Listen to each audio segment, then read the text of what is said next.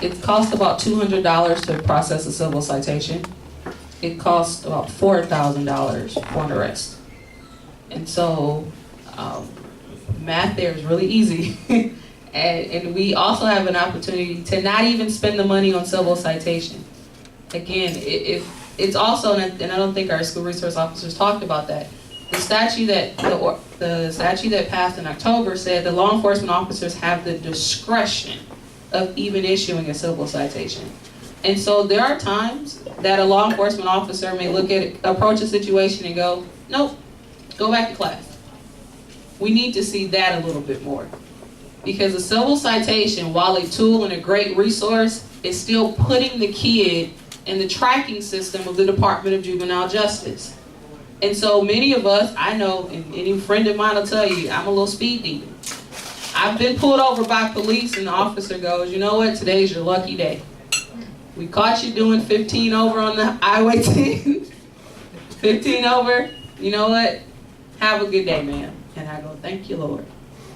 How often is that happening at school, where a school resource officer, even if a teacher calls, I'll tell you, I know many of them, they try that a lot, and then the school says, I need you to do something about this.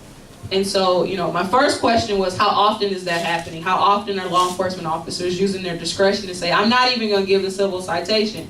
You two knuckleheads, you play on the same baseball team, you two young ladies are cheerleaders together or in French club together, cut it out, get back to class. They never even have to issue the civil citation.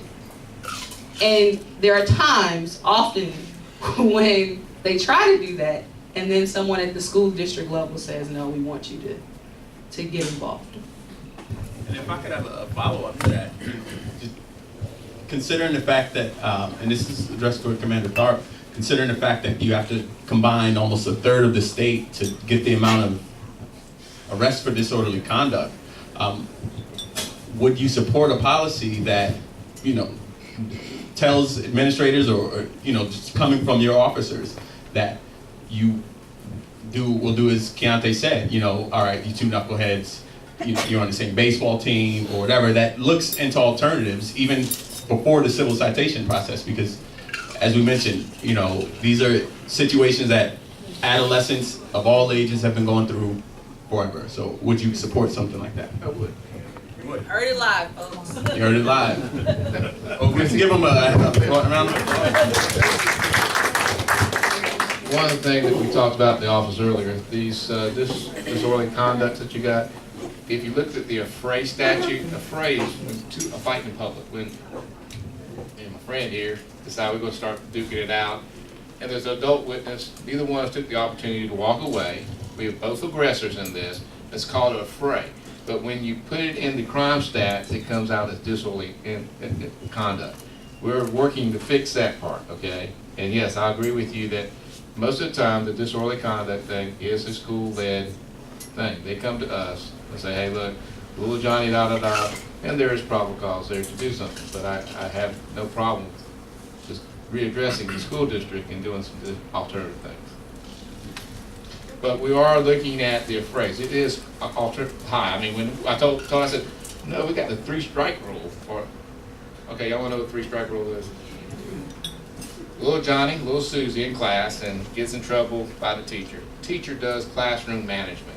Tells Susie and Johnny, sit down, be quiet, do your work, contacts a parent. 3 or 4 days later, he gets another referral. He gets a referral, this time goes to the dean. The dean takes care of the thing, contact parent, suspension, hopefully a tardy class where he has to come in early in the morning. The third time is when the school district says, I want to press charges, and that they're the victim in this one, okay? Because there's and so here we go. We turn all the steps. They got to make all the steps before they get to that process. So that's one thing that we have done in Escambia County Sheriff's Department, and so that's just for your information. That's the normal. There's always exceptions, everybody, but that's the normal way it gets there. If you guys don't mind, I gotta go back to the numbers. The numbers tell the truth sometimes. Escambia County arrested 284 kids last school year. Okaloosa County arrested 28. Why do your officers not arrest so many kids?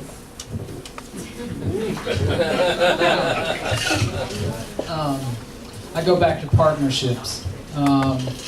Whether it's the partnership with your school district in establishing the boundary and relationships. Me working in schools for 18 years, I know pretty much all the principals by first name. They text me, we talk. When it comes down to my SROs getting involved, we say a schoolyard fight, and that's my first question. And all us supervisors are on the same page. Our first question is, why are you involved? They have to explain to me why they're involved before the school handles this case. If they don't have a good reason, then I tell them, take that kid back next door to their office, and that's what we've done. We've separated. The SROs are involved only a little bit on sitting in on meetings while the school is doing their discipline. And that's only if it's a safety issue. If we feel that, okay, these two kids are just fighting, there might be some. They sit in there, they really don't interject as far as what the school's doing. If it's a case where, and it's like Commander Tharp said, you'll have a parent that's just jumping up and down, I want to sign an affidavit. I went through this last week. That are not satisfied with the teen court referral for a battery case. Their girl was a legitimate victim of a battery. Wasn't satisfied with what the school district did. We come in and said, hey, okay, here's what we're going to do with the teen court referral.